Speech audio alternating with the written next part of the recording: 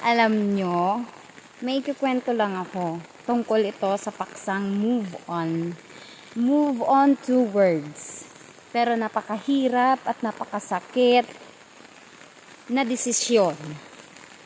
Ang move on kasi, marami kasing paksang tinatalakay yan. Yung pagpapakatotoo mo sa sarili mo, na kailangan mo maging matatag. Kasi yung mga bagay na inaasahan mo pang forever na nagpapasaya sa'yo, or pang forever na sasaktan ka lang, yan minsan ay napakahirap hanapin kung alin ba talaga yung nakatadhana na ikasasaya ng ating mga damdamin, diba? Kaya kailangan mong tanunin ang sarili mo, kasi lahat tayo nagmamahal, lahat tayo may puso na minsan tinuturuan tayo sa pakiramdam na alam natin, mararamdaman natin na magiging masaya tayo.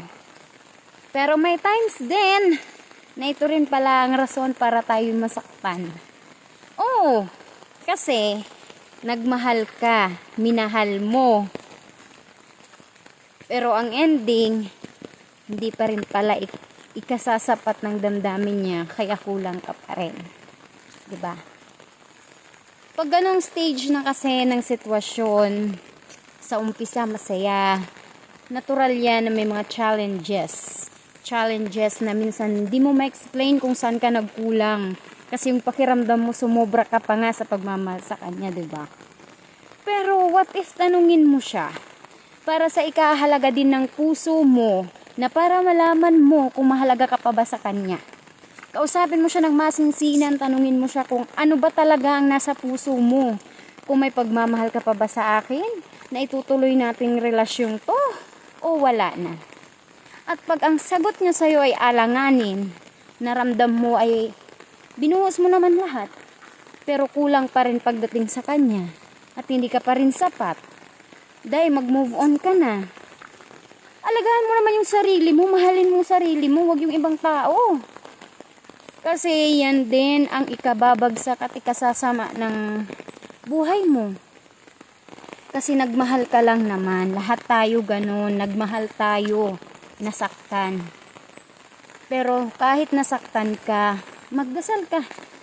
Lahat ng sakit na nararamdaman mo, ipaubaya mo kay Lord. Dahil siya lang ang nag-iisang kakampi mo sa lahat ng sitwasyon. Hindi ko sinabi na pababayaan ka ng magulang mo. Kasi sa panahon ngayon, nahihirapan tayo sa mga sitwasyon. Hindi natin alam kung saan tayo makukumport. Kasi minsan sa mga tao na alam natin na makukumport tayo, doon pa tayo sisisihin. Yan, kasi di ka nakinig, ganito, ganyan. Yun kasi ang mga bagay na i-judge tayo kaagad. Kaya minsan yung mga bagay na alam natin na magpapagaan ng loob natin, yung pa nakakadagdag ng sama ng loob. Kasi yan lang ang maririnig natin sa kanila. Pero pag sigad ang kinausap mo, siya yung pinagkwentuhan mo lahat ng nararamdaman mo, na may ipapaubayo mo sa kanya ang nararamdaman ng puso mo, diyan ay hindi ka magsisisi. Kasi yan ang magiging sandata mo. Siya yung magiging lakas ng loob mo para harapin pa yung buhay na nalalaan pa sa buhay mo ngayon. Kung nasasaktan ka man, hayaan mo lang lumipas yan. Intindihin mo ang sarili mo, mahalin mo yan. Kasi yan lang ang mayroon ka. At huwag mo kalilimutan si Lord. Parating nandyan, handang makinig, gabayan, alalayan ka. Kasi yung mga mahal natin sa buhay, yan lang minsan yung investment natin, pero iba pa rin yung kapit natin kay Lord na hindi tayo pababayaan. Kaya wag kang magpakahina. Kung kailangan mong mag-move on ka. Yan lang din naman yung way, diba?